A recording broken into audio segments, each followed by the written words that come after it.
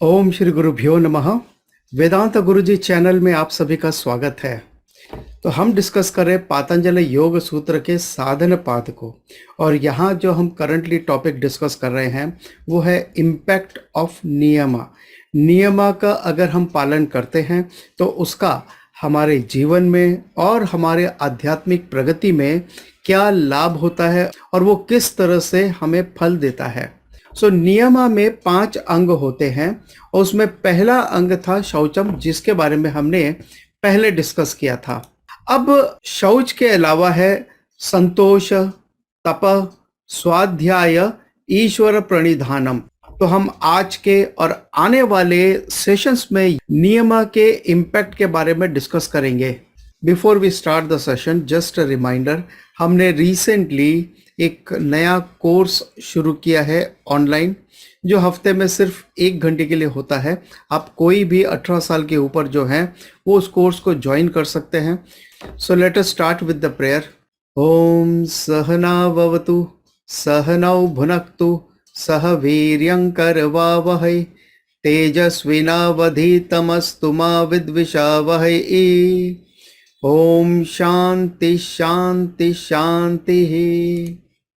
योगेन चित्तस्य पदेन वाचां मलं शरीरस्य च वैद्यकेन योपाकरोत्तं प्रवरं मुनीनां पतंजलिं प्राञ्जलिरानतोस्मि। आज हम देखेंगे सबसे पहले सूत्र 42 को। लेट अस चांट सूत्र 42। संतोषाद अनुत्तम सुख लाभ, संतोषाद अनुत्तम सुख लाभ। तो अब इसके शब्दार्थ को भी देख लेते हैं। संतोषात यानी संतोष, संतोष से अगर हमारे मन में संतुष्टि है उससे क्या होता है? सुख लाभ यानी सुख की प्राप्ति होती है। सुख तो कई वस्तुओं से मिल सकती है, लेकिन यहाँ क्या दिया है? अनुत्तम सुख लाभ, यानी ऐसा सुख जो सर्वोत्तम है, अर्थात जिसके बराबर, जिसके जैसा दूसरा कोई सुख हो ही नहीं सकता, वैसा सुख आपको प्राप्त होता है जब आप संतुष्ट हो जाते हैं। संतुष्टि आपका स्वभाव बन जाती है, तब आपको ये अनुत्तम सुख लाभ की प्राप्ति होती है। तो अब हम इस सूत्र को थोड़ा डिटेल में देख लेते हैं। संतोष से सर्वोत्तम सुख का लाभ हमें कैसे मिल सकता है, ये क्वेश्चन हमारे दिमाग में आना चाहिए, क्योंकि हमें ऐसा लगता है कि सुख तो बाहरी वस्तुओं में है, परिस्थिति में है, व्यक्ति में है, कि अगर हम उस वस्तु, व्यक्ति, परिस्थिति को पा लेते हैं तो हमें सुख मिलता है, हमें सुख की अनुभूति होती है। हमें ऐसा लगता है कि हमें अगर कोई वस्तु, व्यक्ति, परिस्थिति हासिल हो जाए तब हमें सुखम हासिल होगा। तो इन शॉर्ट, हर व्यक्ति के मन में डिजायर्स हैं। कुछ न कुछ वस्तु, व्यक्ति या परिस्थिति को लेके उनकी डिजायर की भविष्य में हमें वो अचीव करना है। तो डिजायर्स हमारी सबसे बड़ी प्रॉब्लम है। क्यों है?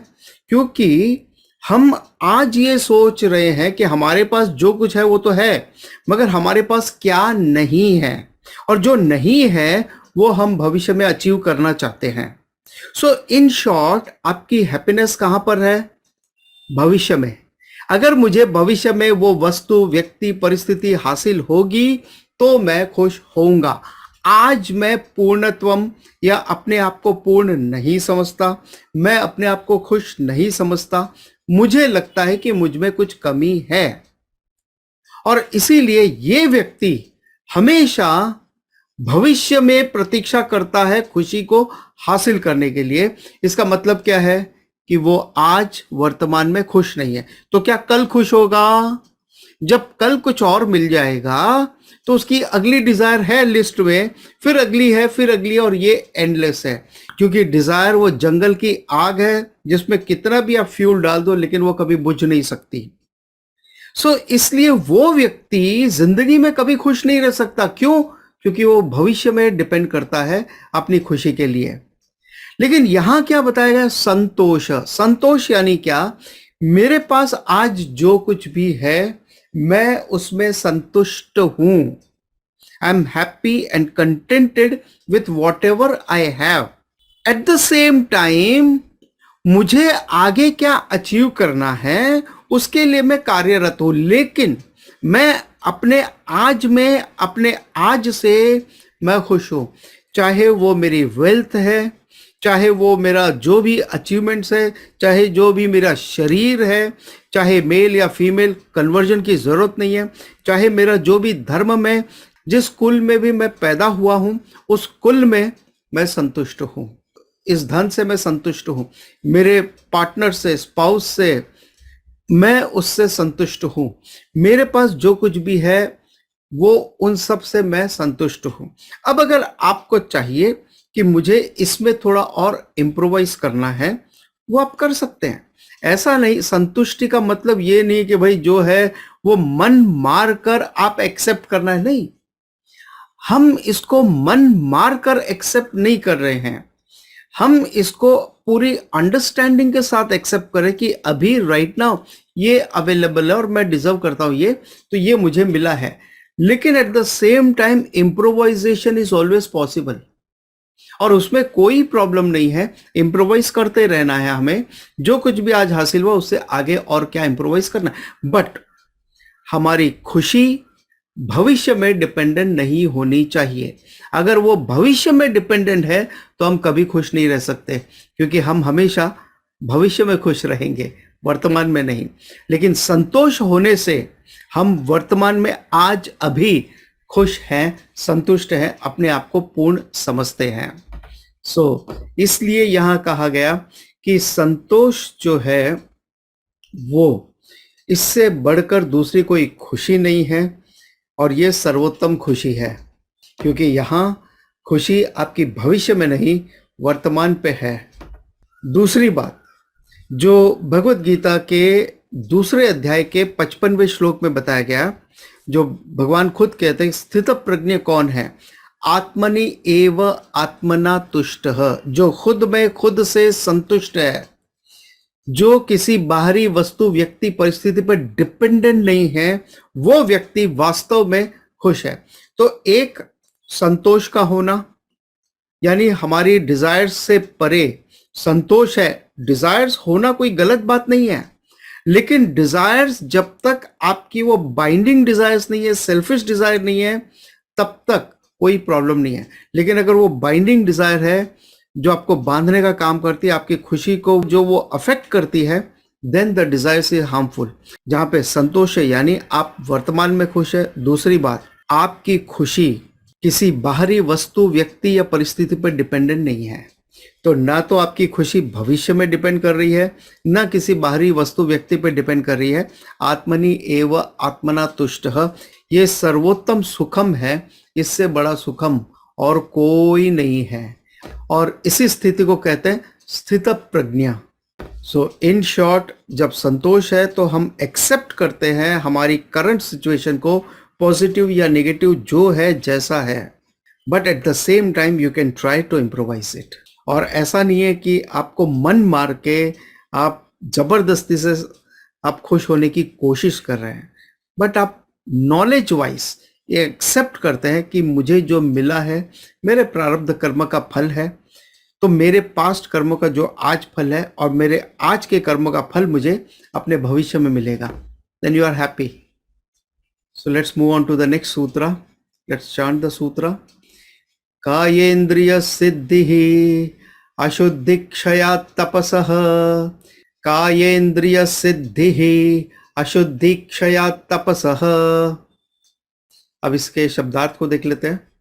तपसः यानी तप के द्वारा क्या होता है, अशुद्धि क्षयात्, तप के द्वारा अशुद्धि का क्षय होने से, यानी अशुद्धि का विनाश होने से।